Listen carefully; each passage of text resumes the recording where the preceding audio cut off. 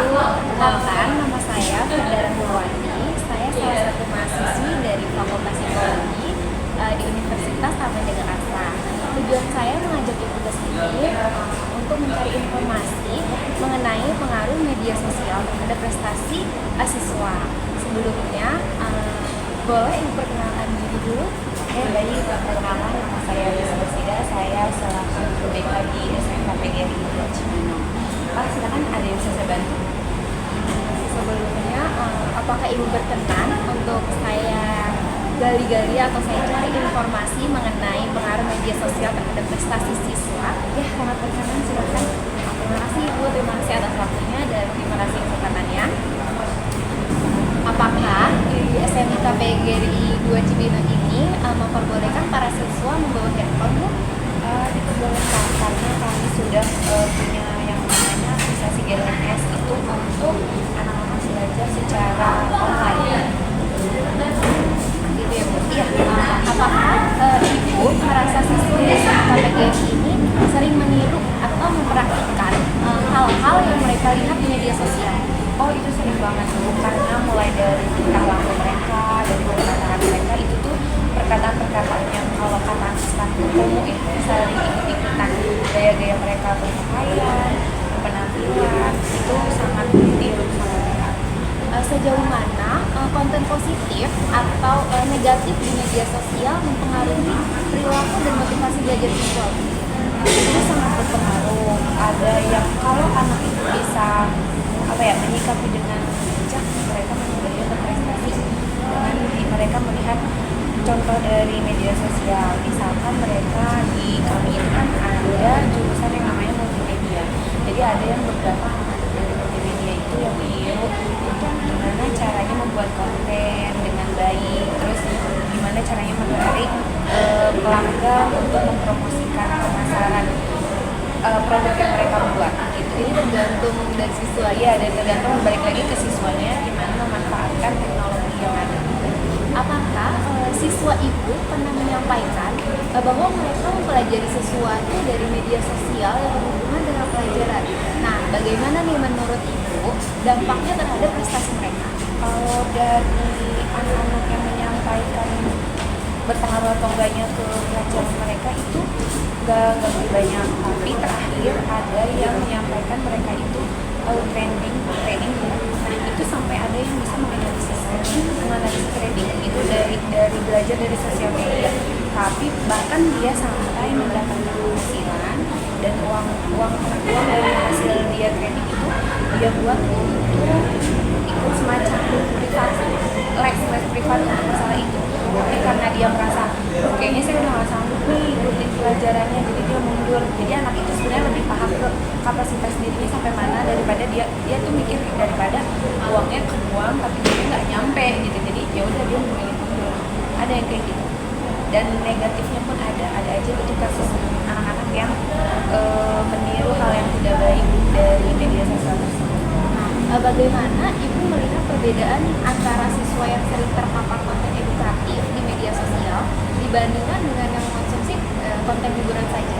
Oh, kalau yang konten negatif itu perbedaannya misal mereka sering menggunakan media sosial untuk nonton link-link di YouTube atau di media sosial yang lain, itu mereka pada saat sekolah akan tidak konsentrasi pada pelajaran, sering mengandung, sering keluar kelas untuk ke toilet, cari-cari waktu mereka untuk menyimpan tidur sebentar gitu. Terus kalau yang positifnya itu kan yang tadi dari training, dia bisa menganalisis training.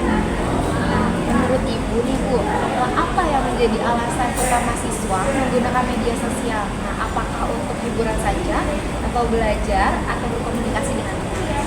Dari menghibur, belajar, komunikasi itu tiga-tiganya mereka gunakan. Tapi dari misal 100%, 70% yang mereka hiburan, 20% yang belajar, 10% yang komunikasi sama teman. Jadi sosial mereka pada saat berinteraksi juga kurang karena sering belajar pelajaran. Apakah melihat perbedaan motivasi penggunaan media sosial antara siswa yang berprestasi dengan yang tidak? Oh, perbedaannya kalau siswa yang berprestasi itu mereka sangat jarang menggunakan media sosial karena mereka sibuk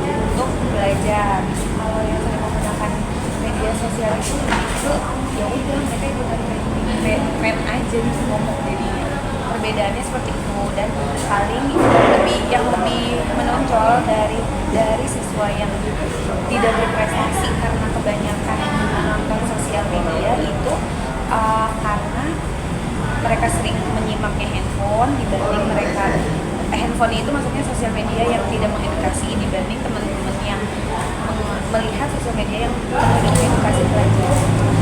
Nah, menurut Ibu, sejauh mana penggunaan media sosial untuk kebutuhan dan pendidikan mempengaruhi waktu belajar siswa? Itu sangat jauh ya, karena anak sekarang itu lebih mementingkan mereka nonton dulu apa yang lebih viral dibanding mereka harus mencari informasi tentang pelajaran.